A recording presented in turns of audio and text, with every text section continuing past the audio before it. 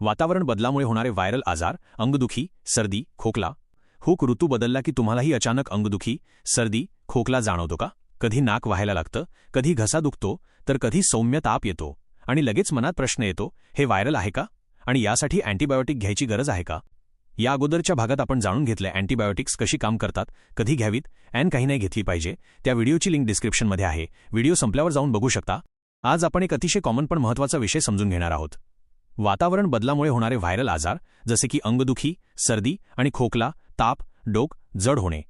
नमस्कार, स्वागत आहे तुमचं आपल्या आरोग्य मित्र या मराठी यूट्यूब चॅनलवर आणि आपण ऐकत आहोत विश्वासू आरोग्याविषयी गप्पा फार्मासिस्ट सोबत. वातावरण बदल म्हणजे फक्त थंडी वाढणं नाही. कधी अचानक तापमान बदलतं, पावसानंतर हवा ओलसर होते, धूळ, प्रदूषण वाढतं, दिवसा गरम आणि रात्री थंड, या सगळ्याचा शरीरावर परिणाम होतो. शरीराला या बदलांशी जुळवून घ्यायला वेळ मिळत नाही आणि इथूनच त्रास सुरू होतो. वातावरण बदलामुळे आजार का होतात?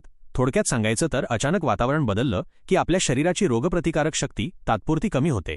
नाक आणि घशाचं नैसर्गिक संरक्षण कमजोर होतं आणि व्हायरस थंड हवेत जास्त काळ जिवंत राहतात. खोकला, शिंकण्यातून संसर्ग पटकन पसरतो. म्हणूनच या काळात व्हायरल आजार जास्त दिसतात. सामान्य व्हायरल लक्षणे. अशा व्हायरल आजारांमध्ये सहसा ही लक्षणं दिसतात: अंगदुखी, थकवा, घसा खवखवणे, सर्दी, नाक वाहणे, खोकला, सौम्य ताप किंवा डोके जड वाटणं. चांगली गोष्ट म्हणजे बहुतेक वेळा ही लक्षणं 5 ते 7 दिवसांत आपोआप बरी होतात. एक्झाम्पल, एक छोटं पावसानंतर अचानक थंडी वाढली, तुम्ही ओले कपडे घातले किंवा एसीमध्ये जास्त वेळ बसलात. दुसऱ्या दिवशी सकाळी घसा दुखतो, अंग ठणकायला लागतं, सर्दी सुरू होते.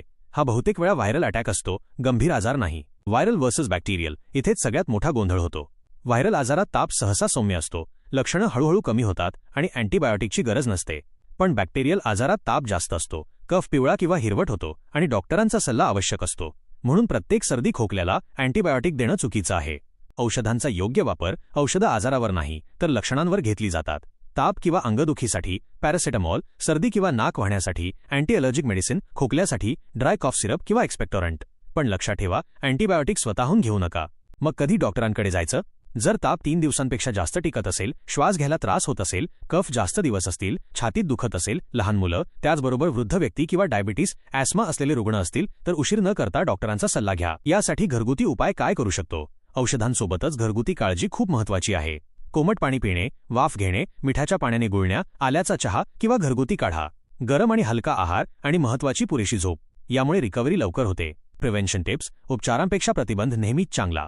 हात स्वच्छ धुवा, गर्दी टाळा, शक्य असल्यास मास्कचा वापर करावा, थंड गरम लगेच बदल टाळा, थंड खाणे किंवा थंड पेय टाळा आणि इम्युनिटी मजबूत ठेवा. लक्षात ठेवा, prevention is always better than cure. वातावरण बदल आपण थांबवू शकत नाही, पण योग्य माहिती आणि काळजी नक्कीच घेऊ शकतो.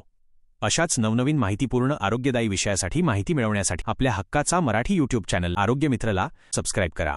काही प्रश्न असतील किंवा नवीन विषय हवा असेल तर कॉमेंट नक्की करा. काळजी घ्या, स्वस्थ रहा. धन्यवाद.